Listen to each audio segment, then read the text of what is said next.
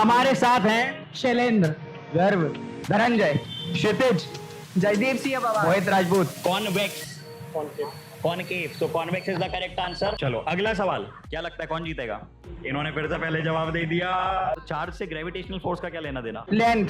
और ये प्राइस आप में इक्वली डिस्ट्रीब्यूट होगा। हेलो हेलो हेलो, तो आज हम लोग आ गए हैं इंदौर की सड़कों पे और देखते हैं कि इंदौर के स्टूडेंट्स को कितना फिजिक्स आता है। तो लेट्स गो। तो कृष्णा और विशेष पहला सवाल आपके सामने आ रहा है। What type of lens is used in magnifying glass? Concave, plano concave, convex and none of these? Convex. चलो इन्होंने पहले जवाब दिया, क्या जवाब दिया? Convex. Convex. Concave. Concave. So convex is the correct answer.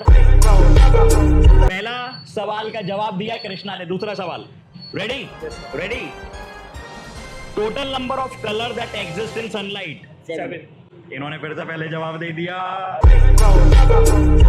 चलो ठीक है, थोड़ा इंटरेस्टिंग बनाने के लिए 5 सवाल पूछूंगा। 2 1 2 0। अभी राउंड चल रहा है हमारा 2 0। चलो अगला सवाल आपके सामने आ रहा है। The spinning speed of earth is increased. Earth की स्पिनिंग स्पीड बढ़ा दी। The weight of the body at equator बढ़ेगा घटेगा? बढ़ेगा. Correct answer. सवाल था कि अर्थ की रोटेटिंग स्पीड आपने बढ़ाई तो बॉडी का जो वेट है इक्वेटर पे वो बढ़ेगा या घटेगा? इन्होंने कहा बढ़ेगा, इन्होंने कहा घटेगा। बिल्कुल सही जवाब। रीजन क्या है इसका? एक्सप्लेनेशन क्या है? ओमेगा बढ़ेगा, हाँ सर. सेंट्रीफ्यूगल फोर्स बढ़ेगा। तो mg जो नेट अंदर लग रहा है वो इक्वेशन बन जाएगी mg minus f equal to ma, net weight घट जाएगा। Yes, sir, हाँ. सो अभी क्या चल रहा है हमारा 2 1। रेडी? मतलब एक मैसेज है सर. डन। चलो अगला सवाल ध्यान से सुनना। Yes, sir. एक ऑब्जेक्ट है, उसका मास है 1000 kg, Yes. दूसरे ऑब्जेक्ट का मास है 1 kg। आपको निकालना है ratio of forces acting on the two. Option 1000:1, 1:1000, 1:1, 1:10,000। 1:1. 1 क्या सर आपने मतलब ग्रेविटेशन फोर्स निकालना है। ठीक है, एक बार फिर दो ऑब्जेक्ट है, फिर से सुन लेना। एक का मास 1000 किलो, एक का मास 1 kg। इन दोनों के बीच में जो फोर्स ऑफ अट्रैक्शन लग रहा है उसका रेशियो निकालना है। और मैंने 4 ऑप्शंस दिए थे, 1:100, 100:1, 1:10,000 एंड 1:1। 1:10,000. 1:100। पक्का? तीसरी बार सवाल रिपीट कर रहा हूँ। दो ऑब्जेक्ट है, दोबारा हो गया। एक का मास 1000 किलो, एक का मास 1 kg। इन दोनों के बीच में जो ग्रेविटेशनल फोर्स ऑफ अट्रैक्शन लग रहा है, जो 1 2 पे लगा रहा है और जो 2 1 पे लगा रहा है, इनका रेशियो निकालना है। तो 1:100, 100:1, 1:10,000 या 1:1? 1:1. 1:1। 1:1 इज द करेक्ट आंसर। इन्होंने पहले जवाब दिया तो ये राउंड ये जीत चुके हैं। पैसा ही पैसा होगा। तो राउंड नंबर 2 में हमारे साथ हैं आस्था और चिरांशी। आस्था और चिरांशी से हम पूछेंगे 5 सवाल और जिसने पहले 3 सवालों का सही जवाब दिया उन्हें मिलेगा कैश प्राइज। अभी मजा आएगा ना भिड़ो। क्या लगता है कौन जीतेगा? देखते हैं। चलो पहला सवाल, ठीक है, ध्यान से सुनना। प्रोटॉन और इलेक्ट्रॉन में चार्ज ज्यादा किसका होता है? बराबर होता है प्रोटॉन और इलेक्ट्रॉन में मास ज्यादा किसका होता है? प्रोटॉन का। प्रोटॉन का। तो मान लीजिए कि आपके पास एक हाथ में प्रोटॉन है और एक हाथ में इलेक्ट्रॉन है। ग्रेविटेशनल फोर्स एक दूसरे पे कौन ज्यादा लगाएगा, कौन कम ज्यादा लगाएगा? लगाएगा, प्रोटॉन ज्यादा लगाएगा। दोनों बराबर लगाएंगे। रीजन? क्योंकि चार्जेस सेम, मतलब अरे कहना क्या चाहते हो? चार्ज से ग्रेविटेशनल फोर्स का क्या लेना देना? चलो ऑप्शन देता हूं। प्रोटॉन का मास ज्यादा है इसलिए प्रोटॉन इलेक्ट्रॉन पे ज्यादा ग्रेविटेशनल फोर्स लगाएगा। दूसरा ऑप्शन, इलेक्ट्रॉन का मास कम है इसलिए इलेक्ट्रॉन प्रोटॉन पे ज्यादा फोर्स लगाएगा।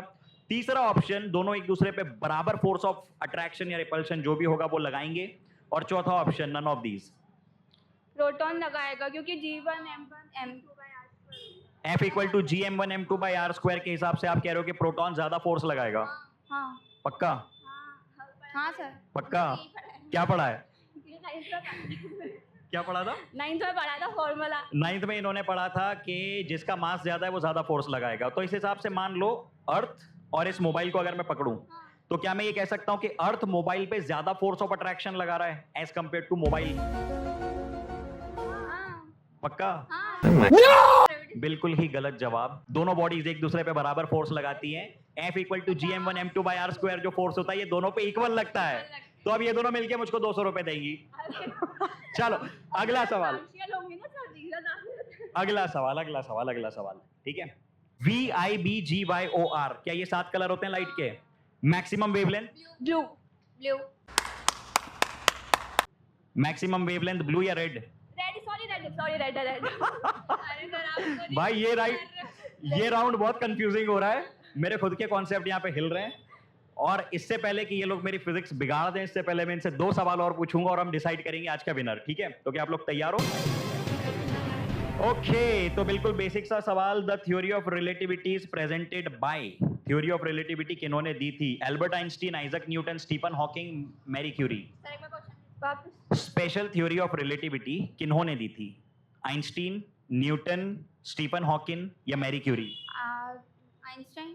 सही जवाब है एल्बर्ट आइंस्टीन। रैपिड फायर का अगला सवाल, तेज रफ्तार में, ध्यान से सुनना, ठीक है? तैयार हो? तो सवाल है कि 3 कोप्लेनर वेक्टर्स हैं, कोप्लेनर मतलब जो कि सेम प्लेन में, उनके नाम हमने दे दिए ए, बी और सी।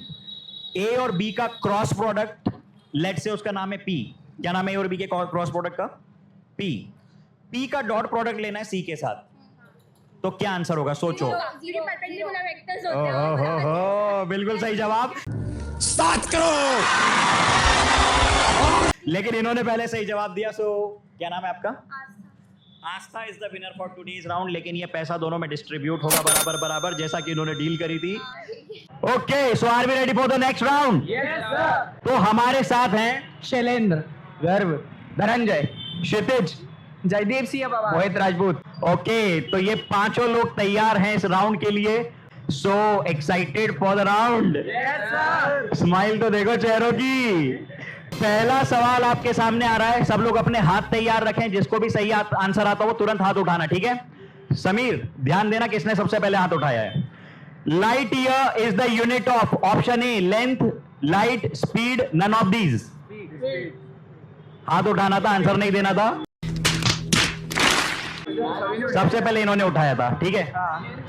लेंथ। लेंथ, आपका आंसर गलत था। लाइट ईयर, लेंथ यानी डिस्टेंस की यूनिट है, it's not the unit of speed, ठीक है?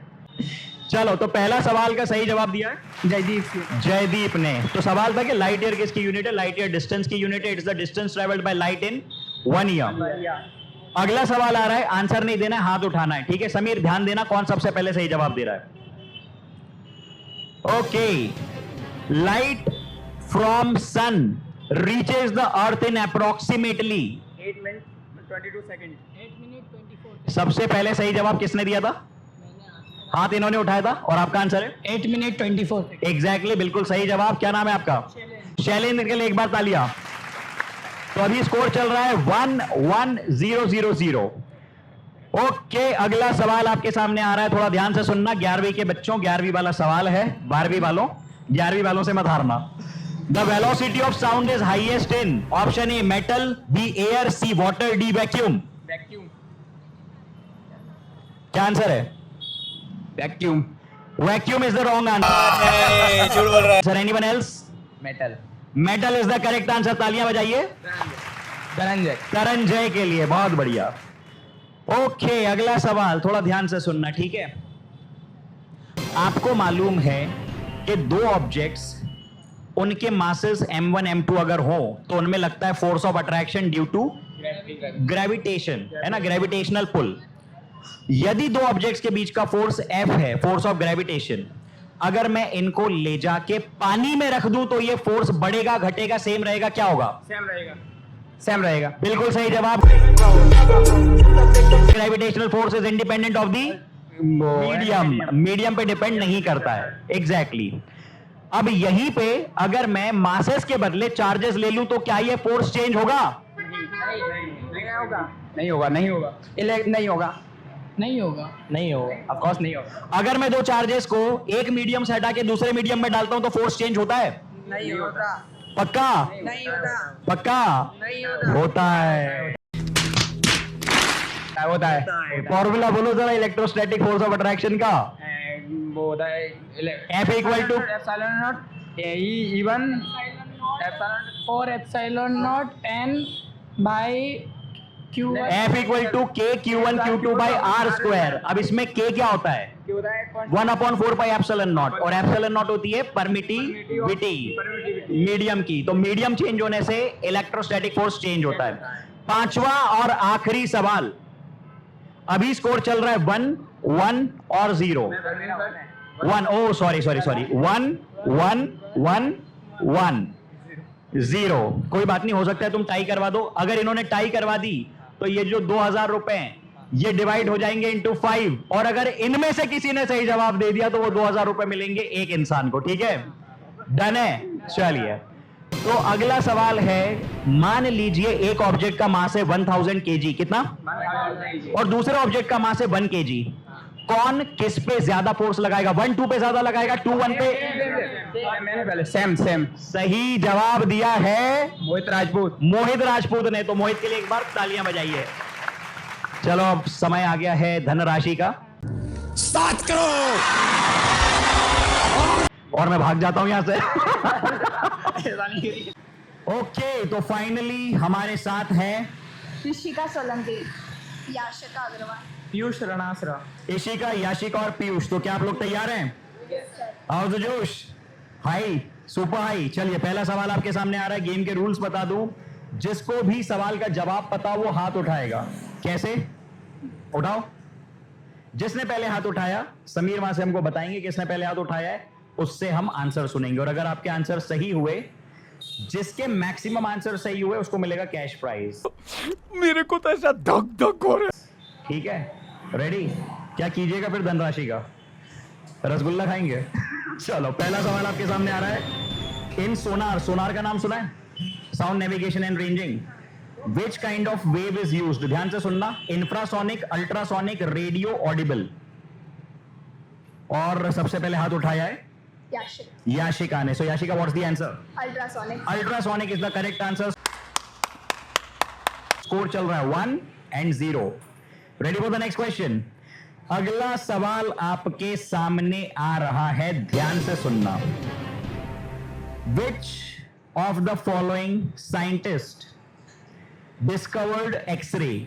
Mary Curie, Pierre Curie, William Roentgen, Ernest Rutherford. William Roentgen. William Roentgen is the correct answer, और सही जवाब दिया है पीयूष ने। तो अभी स्कोर चल रहा है 1 and 0। तो ये आंसर तुम्हें सही देना होगा, वरना गेम से बाहर। तैयार हो? चलिए, so the next question coming in front of you. Ready? The physicist who wrote the book A Brief History of Time. Brief. Option? Okay, पहला ऑप्शन है, इन्होंने हाथ पहले ही उठा दिया था। पहला ऑप्शन है Isaac Newton, second option Hans Bethe, Albert Einstein, Stephen Hawking. D वाला स्टीफन हॉकिंस, श्योर? पक्का? क्या लगता है, स्टीफन हॉकिंस या Albert Einstein? Stephen Hawking is the correct answer. चलिए, अगला सवाल आपके सामने आ रहा है। एक बेसिक सवाल पूछ रहा हूं, फिजिक्स का फिनोमेना है। ठीक है, आपको मालूम है कि अगर हम इस मोबाइल को छोड़ते हैं तो ये नीचे जाता है। क्यों? क्योंकि अर्थ इसको पुल कर रही है। सवाल है, सिर्फ हाँ या ना में जवाब देना, कि क्या ये मोबाइल भी अर्थ को पुल कर रहा है? हाँ या ना? हाँ या ना? हाँ, इक्वल अट्रैक्शन होता है। Exactly, equal and opposite forces लगते हैं, action reaction pair. So the last question of the day. अभी आगे चल रही है इशिका जी, और ये लास्ट चांस है पीयूष और याशिका के पास। सो आर यू रेडी? अभी अभी आपने बताया कि अगर अर्थ इस मोबाइल को पुल कर रही है तो ये मोबाइल भी अर्थ को पुल कर रहा है। अब मान लीजिए कि एक ऑब्जेक्ट जिसका मास 1000 kg है और दूसरा ऑब्जेक्ट जिसका मास 1 kg है, कौन किस पे ज्यादा फोर्स ऑफ अट्रैक्शन लगाएगा? 1000 kg वाला 1 पे ज्यादा लगाएगा, 1 वाला 1000 पे ज्यादा लगाएगा फोर्स ऑफ अट्रैक्शन? दोनों बराबर लगाएंगे, या हम नहीं कह सकते इसके बारे में? हम नहीं, क्यों नहीं कह सकते? बिकॉज वो उसका एक्सटर्नल फैक्टर भी तो कुछ होगा। जैसे फोर्स ऑफ अट्रैक्शन उनके बीच में, या तो अगर वो लाइक प्रोटॉन या न्यूट्रॉन ऐसे या इलेक्ट्रॉन हो गया तो उनकी साइज और उनका मास डिफरेंट होता है। तो अगर वो दो उसमें कंपेरिजन। चलो, मैं सवाल को सिंप्लीफाई करता हूं। अभी अभी हमें इशिका ने बताया था कि अर्थ अगर इस मोबाइल को अपनी तरफ खींच रही है तो ये मोबाइल भी अर्थ को अपनी तरफ खींच रहा है। मेरा सिंपल सा सवाल कि क्या जितना फोर्स अर्थ इस मोबाइल पे लगा रही है, ये मोबाइल भी उतना फोर्स अर्थ पे लगा रहा है?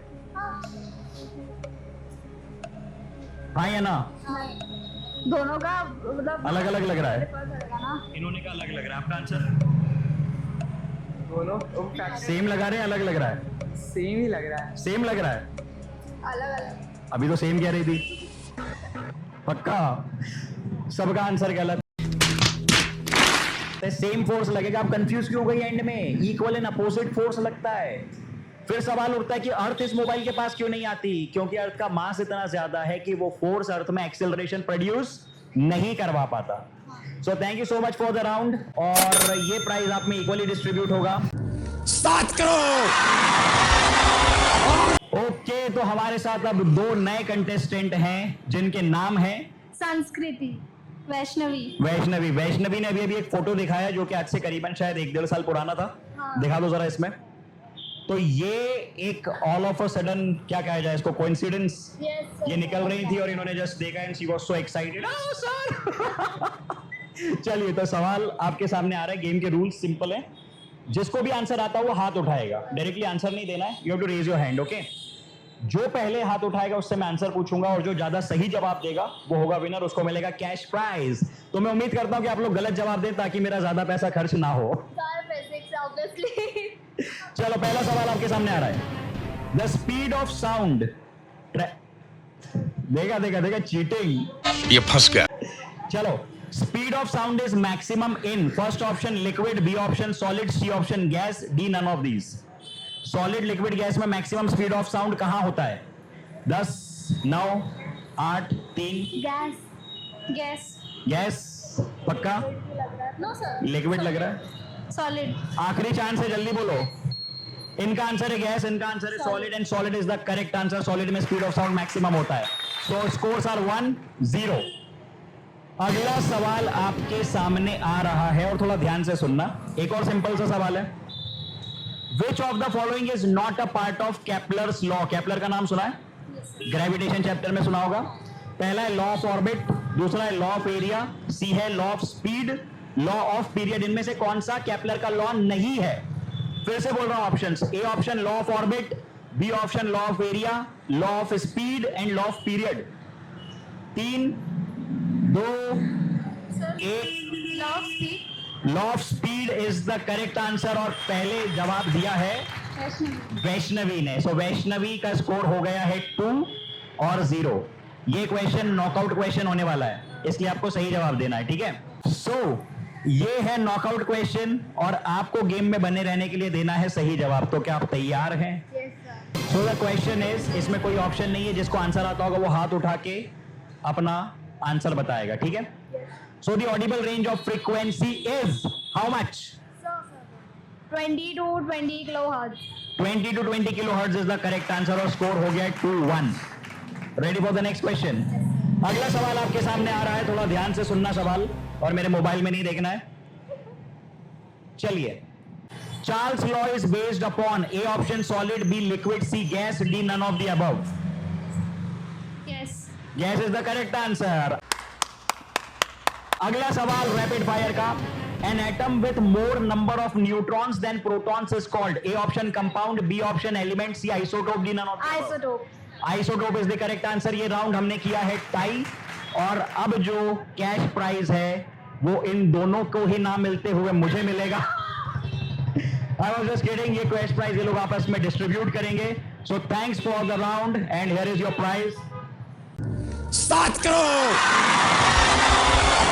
तो आज हम लोग थे इंदौर में और इंदौर के स्टूडेंट्स ने ऑसम जवाब दिए यार, मेरा पूरा कैश खत्म कर दिया। यदि आप भी मेरे साथ यही गेम खेलना चाहते हैं तो जाइए और कमेंट में अपने शहर का नाम लिखिए।